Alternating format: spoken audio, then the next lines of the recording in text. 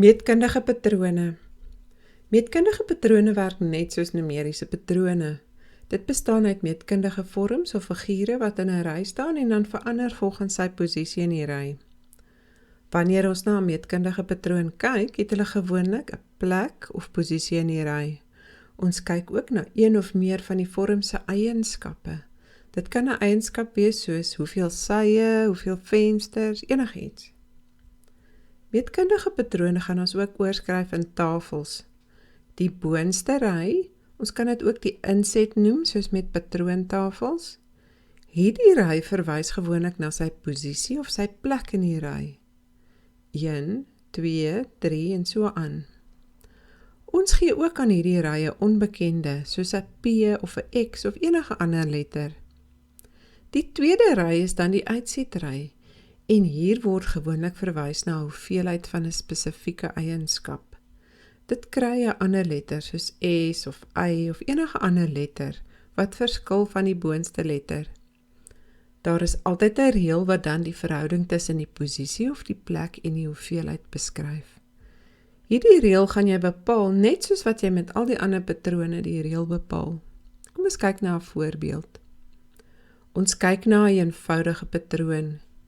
Die eerste patroon is 1 ster met 5 sirkels, 1 op elke punt. Die tweede patroon bestaan uit 2 van hierdie sterre en die derde patroon staan uit 3 van hierdie sterre. Ons skryf dit nou oor in ons tabel. Die boonste ry is die plek in die ry of P. In hierdie tabel word die volgende gevra: 1, 2, 3, 4 en 10. In die tweede ry is die hoeveelheid kolle wat in elkeen voorkom. Dit word K genoem. Kom ons vul dit gou in met die inligting wat ons het. Plek 1, hoeveel kolle is daar? 1, 2, 3, 4, 5. Daar is 5 kolle. En posisie 2, 1, 2, 3, 4, 5, 6, 7, 8, 9, 10. Daar is 10 kolle. En posisie 3, 1, 2, 3, 4, 5, 6, 7, 8, 9, 10, 11, 12, 13, 14, 15. 15 kolle. Daar is nog nie nog patrone nie, so ons moet nou eers die reël uitwerk, sodat ons die tabel maklik kan invul. Wat sou jy sê is die reël?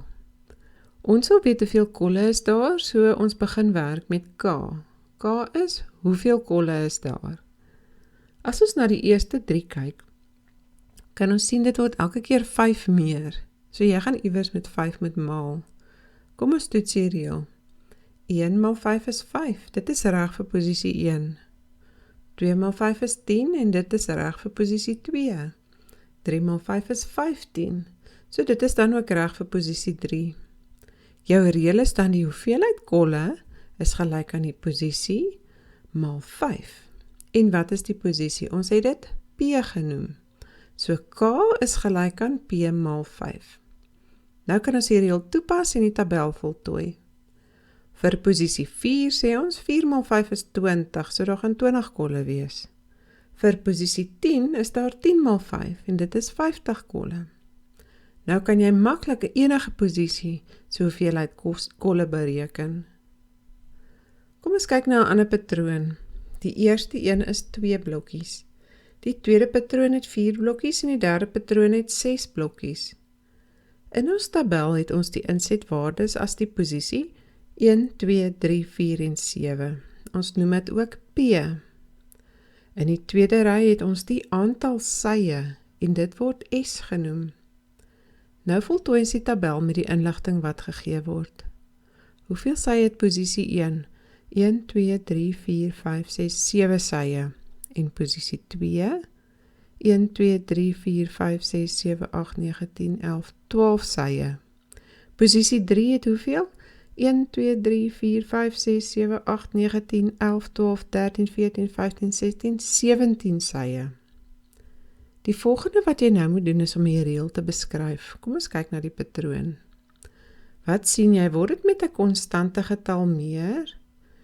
Ja, dit word elke keer met 5 meer. 7 plus 5 is 12, 12 plus 5 is 17. So ons gaan elke keer met 5 maal. Maar as ons by 1 begin is daar 7. So en ons het 'n 5, so ons moet 2 bytel. S is die aantal sye, Dit is P mal 5 en dan moet ons 2 bytel.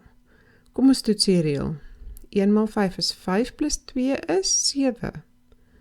2 mal 5 is 10 plus 2 is 12. 3 mal 5 is 13 plus 2 is 17. Dis hy, ons het die reël reg gekry. Nou kan ons dit net gebruik om die tabel te voltooi.